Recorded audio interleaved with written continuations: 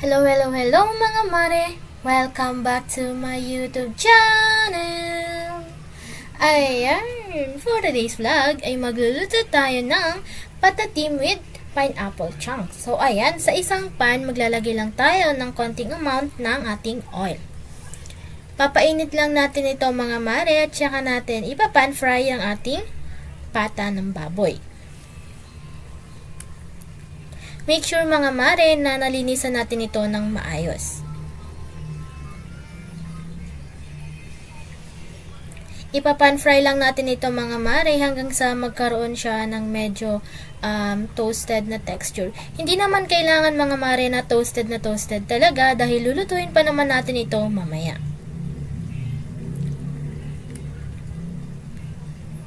Ayan, huwag natin kalimutan mga mare na baliktarin ito para sa ganun ay pantay ang pagkakaluto nito sa kabilang banda.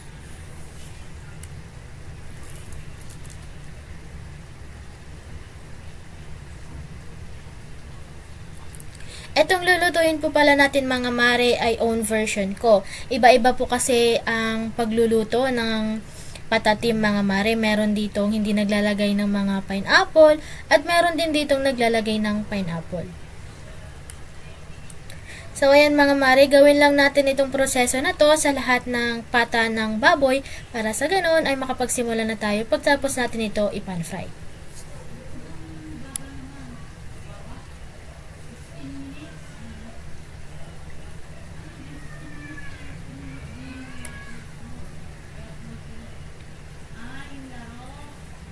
Pagpasensyahan nyo na po pala mga mare kung maingay sa aking paligid sapagkat hapon ko na po ito inedit. Ayan. So, pagkatapos nga nyan mga mare na ipan fry natin ay iset aside muna natin para sa ganun ay mapan fry din natin yung iba pang pata ng baboy natin.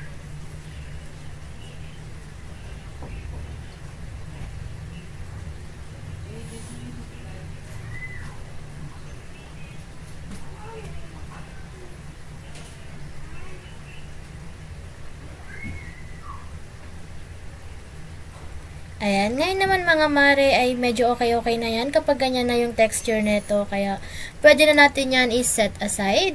Pagkatapos nga nito mga mare ay magsisimula na tayo sa pagluluto natin.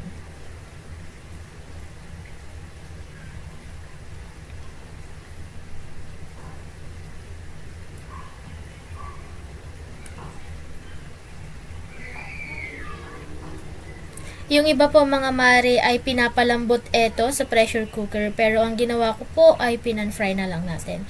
Ngayon naman mga mare, assemble na natin siya. Ayan, ilagay natin pa isa-isa ang pata ng baboy sa isang malaking kaserola para sa ganun ay hindi umapaw yung sauce nito mamaya.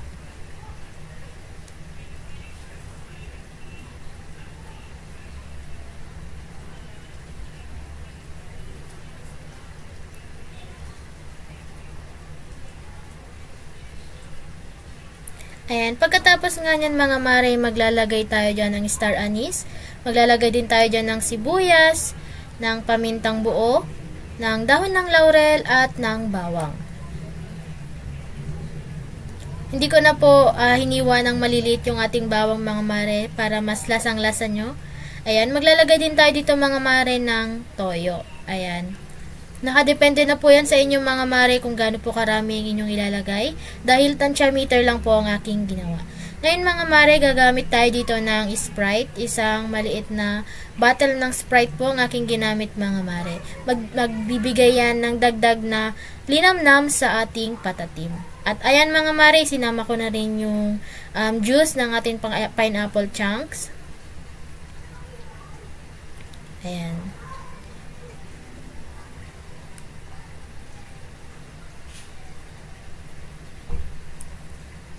Pagkatapos nga nyan mga mare ay pwede na natin ito isalang at hintayin natin itong lumambot hanggang sa pwede na itong hanguin.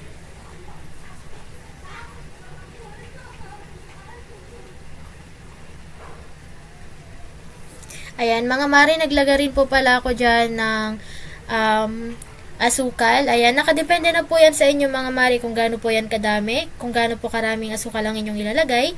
Kung gusto nyo po ay yung manamis-namis pa or yung mas matamis pa ay po pwede naman po. Pero, para sa akin po kasi mga mare ay medyo nakakaumay kapag sobrang tamis po. Ayan. Naglagay rin po ako dyan ng 1 cup ng water mga mare.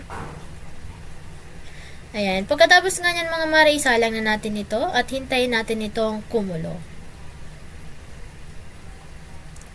Ayan, dito na natin halu-haluin mga mare para sa ganun ay kumalat yung mga inilagay natin pampalasa at pantay ang magiging lasa nito sa lahat ng ating pata.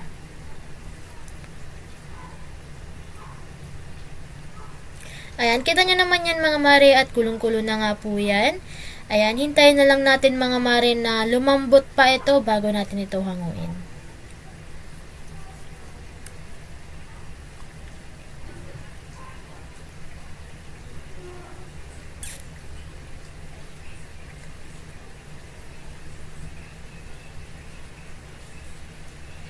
Mas masarap mga mare kung yung sauce na ito ay medyo nagmamantika, kasi yung lasa po mga mare, yung mga ingredients po nating inilagay ay talagang lasang-lasa mo kapag ganun po yung naging sauce na ito.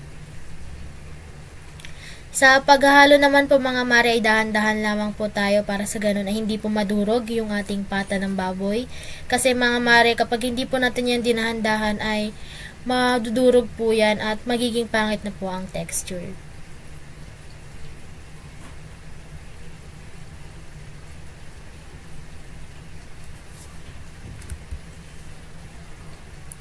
Ayan. Ngayon naman mga mare, hindi ko na na-videohan. Pero ayan, nilagay ko na po ang ating pineapple chunks dyan.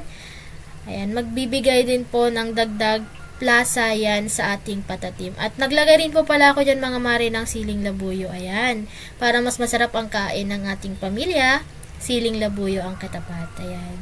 Pero kung may mga toddlers naman po kayong kasama or mga bata, ay nasa inyo na po yan mga mare kung maglalagay kayo ng siling labuyo. Pero para sa amin po kasi mga mare ay mas masarap po ito. Lalong-lalo na po kapag sobrang lasang-lasa mo po yung anghang ng ating siling labuyo. Yan. Syempre mga mare, titikman din natin yan para alam natin kung ano yung i-adjust natin sa lasa nito. Kita nyo naman yan mga mare ay itsura pa lang ay talagang nakakatakam na. Ano pa kaya mga mare kapag inyo itong sinubukan sa inyong tahanan. Sauce pa lang yan mga mare ay matatakam at mabubusog ka na talaga.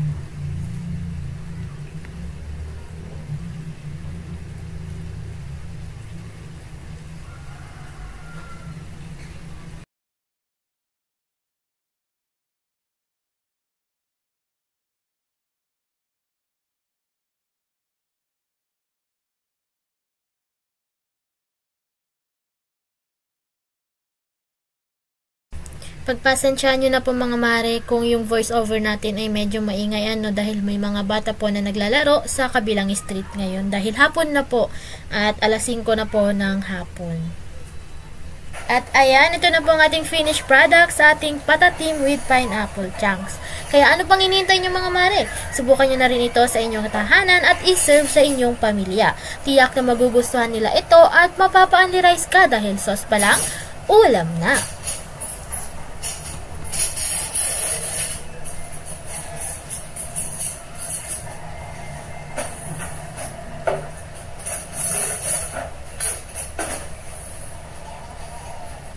Ayan, tapos na naman tayo sa ating isang cooking video. Kaya naman, gusto kong magpasalamat sa ating mga taga-suporta na walang sawang nanonood sa ating mga bagong video.